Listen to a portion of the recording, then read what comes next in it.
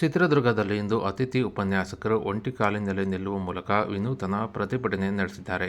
ಇನ್ನು ಸೇವಾ ಕಾಯಮತಿ ಮಾಡುವಂತೆ ಆಗ್ರಹಿಸಿ ಜಿಲ್ಲೆಯ ಅತಿಥಿ ಉಪನ್ಯಾಸಕರು ಕಳೆದ 35 ದಿನಗಳಿಂದ ನಿರಂತರವಾಗಿ ಪ್ರತಿಭಟನೆ ನಡೆಸುತ್ತಿದ್ದರೂ ಕೂಡ ಸರ್ಕಾರ ಇವರ ಬೇಡಿಕೆ ಈಡೇರಿಸುವಲ್ಲಿ ವಿಫಲವಾಗಿದೆ.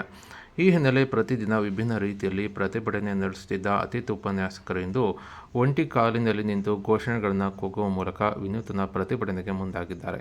ಅಷ್ಟೇ ಅಲ್ಲದೆ ಕಳೆದ 35 ದಿನಗಳಿಂದ ಪ್ರತಿಭಟನೆ ನಡೆಸುತ್ತಿದ್ದು ಸರ್ಕಾರ ಗಮನ ಹರಿಸದಿದ್ದು ಅತಿಥಿ ಉಪನ್ಯಾಸಕರು ಬೇಸರ ವ್ಯಕ್ತಪಡಿಸಿದ್ದಾರೆ.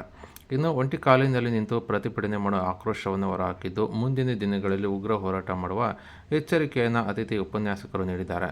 ಇನ್ನು ಈ ಸಂದರ್ಭದಲ್ಲಿ ಅತಿಥಿ ಉಪನ್ಯಾಸಕರ ಸಂಘದ ಜಿಲ್ಲಾಧ್ಯಕ್ಷರಾದ ಡಾಕ್ಟರ್ ಯಶೋಧರ, ಉಪಾಧ್ಯಕ್ಷರಾದ ಚಂದನ ಡಿಎಂ ಹಾಗೂ ಕಾರ್ಯದರ್ಶಿ ಮಂಜುನಾಥ್ ವಿಎಸ್, ಖಜಾಂಚಿ doctor Jagadish Kerenalli, Madhu, doctor Asha, doctor Nandini, T Ramappa, Suvarnamma, Venkatesh, Timmanna, Purnima, Vatsala, Shilpa, E Mallikarjun, Nagaratna, Ramesh B, Ravikumar, Puttaraju ಹಾಗೂ ಜಿಲ್ಲೆಯ ಎಲ್ಲ ಕಾಲೇಜುಗಳ ಅತಿಥಿ ಉಪನ್ಯಾಸಕರು ಹಾಜರಿದ್ದರು.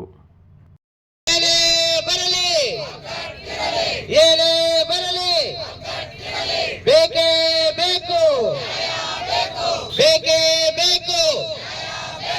ಅತಿಥಿ ಉಪನ್ಯಾಸಕರ ಬೇಡಿಕೆಗಳು, ಅತಿಥಿ ಉಪನ್ಯಾಸಕರ ಬೇಡಿಕೆಗಳು.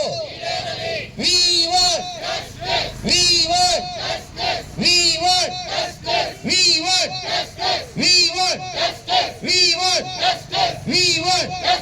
ಎಲ್ಲಿ